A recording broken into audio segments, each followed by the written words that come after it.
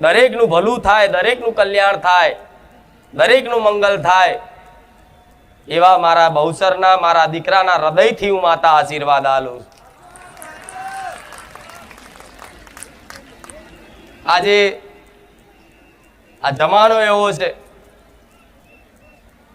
આવા કાળા કળિયુગમાં કદાચ આ જમાનામાં ભક્તિનો રંગ લાગવો એટલે બહુ કાઠું, પણ એમાંય તે કદાચ મને માતાને જોઈ, મને માતાને હોંભરી અને મારા પરચાના માધ્યમથી કદાચ તમને વિશ્વાસ આવ્યો હોય અને વિશ્વાસ કરીને મારા ધામમાં આવ્યા હોય અને થોડું ઘણું તમારા જીવનમાં મારું કંઈક પ્રમાણ દેખાયું હોય ને, તો તમે બહુ નસીબવાળા છો કે આવા કાળા કળિયુગમાં ભક્તિ કરવાનો અવસર મળ્યો.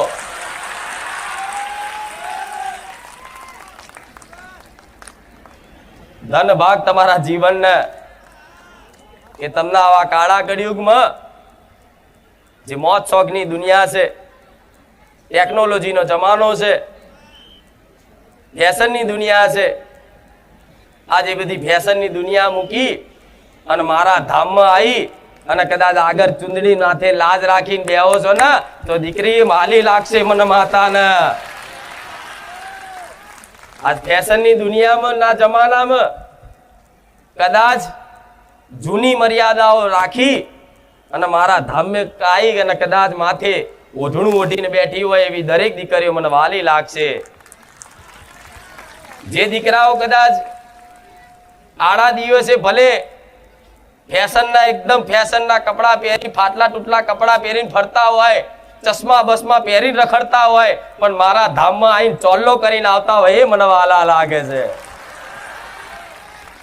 ભલે ફેશનનો જમાનો છે, રંગબેરંગી દુનિયા છે, દુનિયાના રંગમાં કદાચ તમે રંગાઈ જતા હશો, પણ મારા ધામમાં આવી અને તમારા જીવનમાં કઈ પરિવર્તનો થયા હશે આવો દરેકનો અનુભવ છે. અને જેના અનુભવ નહીં હોય એ વધાર નહીં, પણ એક 11 રવિવારે કદાચ ટકીને મારા ધામમાં આવી બેહી રહેજો. જો તમારું જીવન પરિવર્તન ના કરેલું તો સોલંકી પેઢીની માતા આવે.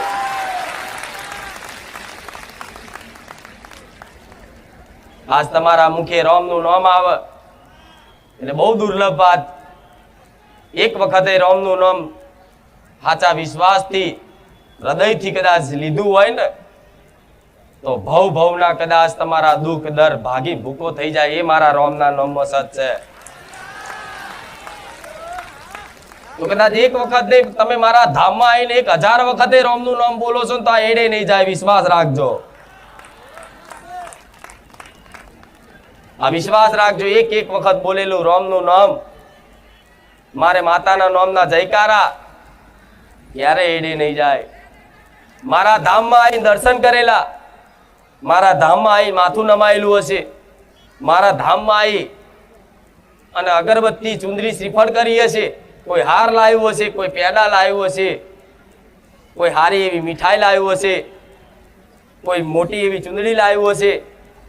પણ જે જેના ભાવથી જે પણ વસ્તુ લાવો ને, એ બધું ખૂબ હરખથી હું માતા સ્વીકારું છું.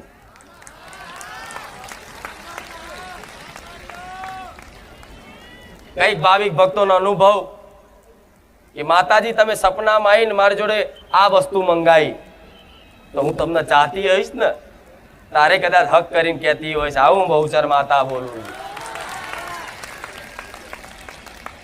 પણ મારે જ્યાં ધામ આવો છો,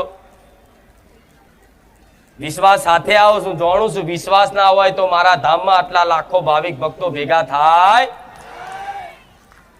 પણ વિશ્વાસ તો છે, બરોબર છે. પણ વિશ્વાસ જીતનારી માતા તે હું રામ વારી મેલડી બેઠી, મારા મેલડી ના રામ. વિશ્વાસ થવો તો એ મોટી વાત છે, પણ એમાંય તમારા જેવા ભાવિક ભક્તોનો વિશ્વાસ જીતવો ને, એ સૌથી મોટી વાત છે. તો આજે લાખો ભાવિક ભક્તોનો એક તમારા હૃદયમાં વિશ્વાસ જીતીને બેઠી હોય, એ બારેજા ધામમાં, સોલંકી પેઢીમાં, બહુચરના ખાતાની, ઉગતા પોરની રામવારી મેલડી હાજરા હજુર બેઠી છે. એવા દરેક ભાવિક ભક્તોનો અનુભવ, અને આ અનુભવના માધ્યમથી દર રવિવારે તમારે કોઈ બારે જ આવવાનું કદાચ નક્કી ના હોય ને તો આપે રૂપે ખેંચાઈ જાઓ છો. રવિવાર કદાચ નોકરી જવાની હોય ને તો શેઠિયો રજા ના હાલે ને તો શું કે ખબર છે, આ ના પોહાય એમને. એવી હટ કરીને પરાણે તે કદાચ ઘરના ના પાડે ને તો છને છુપાઈ કઈક ભાવિક ભક્તો આવે છે. પણ ભલે આજે એકલા આવતા હોય પણ વિશ્વાસ રાખજો, તમારો આખું પરિવાર હંગાત ના લાવતું કરી દો તું મેલડી માતાને. અને એવા કઈક ભાવિક ભક્તોનો અનુભવ, માં તારા ધામમાં પહેલા હું એકલી આવતી, તારા ધામમાં પહેલા હું એકલો આવતો, આજે માં મારી જોડે 50 જણા આવે છે.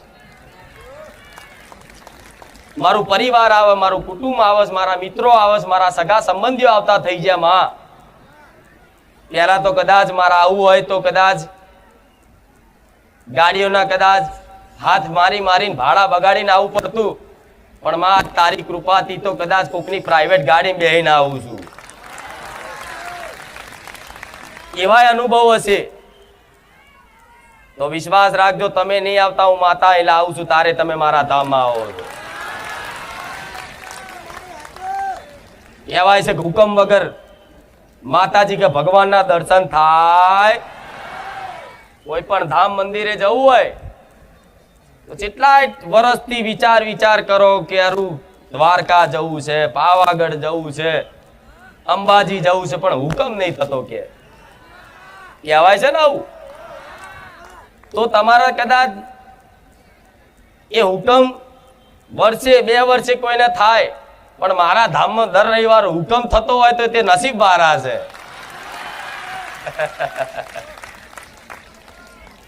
તો મારા હુકમથી તમે અહીંયા આવો છો, તો કદાચ મારા હુકમથી મારી રજાથી તમે મારા ધામમાં આવતા હોય તો તમારે મારા ધામમાં આવીને કોઈ ચિંતા કરવાની જરૂર ખરી? કોઈ પ્રાર્થના કરવાની જરૂર રહેશે? કોઈ માનતા રાખવાની જરૂર પડશે? પણ માતાને બધી જ ખબર છે, જેમ કે હું પકડીને ઢહેડીને લઈને આવીશ. નહીં તો કઈક દીકરાઓ એવા છે, કઈક દીકરીઓ એવી છે કે જે એકદમ નાસ્તિક થઈને ફરતા, એકદમ નાસ્તિક થઈ માતાજીને મોના, ભગવાનના મોના, પણ કેવું છેટેથી પગે લાગીને રોમ રોમ. આજે એવા જ દીકરા દીકરીઓ એવા ભક્તિના રંગમાં રંગાઈ ગયા છે ને કે આજે 24 કલાક એમના મુખે એમની માતાઓનું મારા જેવી મેલડીનું રોમનું નામ લેતા થઈ ગયા. ચર્ચાઓ માતાની, વાતો માતાની, ગુણગાન માતાના. જો જાઓ જો બેહો તો ચર્ચા બસ એક જ, મારી મહાકાળી, મારી ચામુંડા, મારી ઉગતાની મેલડી, મારી ખુખાર મેલડી. આ કદાચ તમારા મુખે આવી ચર્ચાઓ થતી હોય અને 24 કલાકમાંથી ડગલે ને પગલે 5 મિનિટમાં એક વખતે જો કદાચ તમે માતાજીને યાદ કરો છો તો સમજી લો કે તમે મારા શરણમાં બેહી ગયા છો. તમને મેં મારા શરણે લઈ લીધા છે એવું વિચાર લેજો કે માં અમે તો કદાચ તને મનથી ગુરુ મોની અને કદાચ તારા શરણે કદાચ હાથ ઊંચા કરી અને કહી દીધું છે કે માં દુનિયા ફર્યા પણ માં બધી જગ્યાએ કદાચ અમારા દુઃખોનું કોઈ સમાધાન થયું નહીં, સમય બગડ્યો, પૈસા બગડ્યા, બધું બગડ્યું, પણ તારા ધામમાં આવીને કદાચ વિશ્વાસ આવ્યો છે કે બારે જામાં કોઈ સોલંકી પેઢીની બહુચરના ખાતાની ઉગતાની મેલડી, રોમવારી મેલડી, ખુખાર મેલડી બેઠી છે. તેવા વિશ્વાસ સાથે માં અમે આયા છે ને, તો કદાચ હવે જીવન તને હોપ્યું, તું જેમ રાખે એમ, તું જેમ કરે એમ, સુખ હાલું તોય દુઃખ હાલું તોય માં તારી મરજી. આવું કદાચ જેણે મનથી પ્રાર્થના કરી અને મને જીવન હોપ્યું હશે ને એને દર 5 મિનિટ નહીં થાય એનું ખુખાર મેલડી યાદ આવી, તો વિશ્વાસ રાખજો.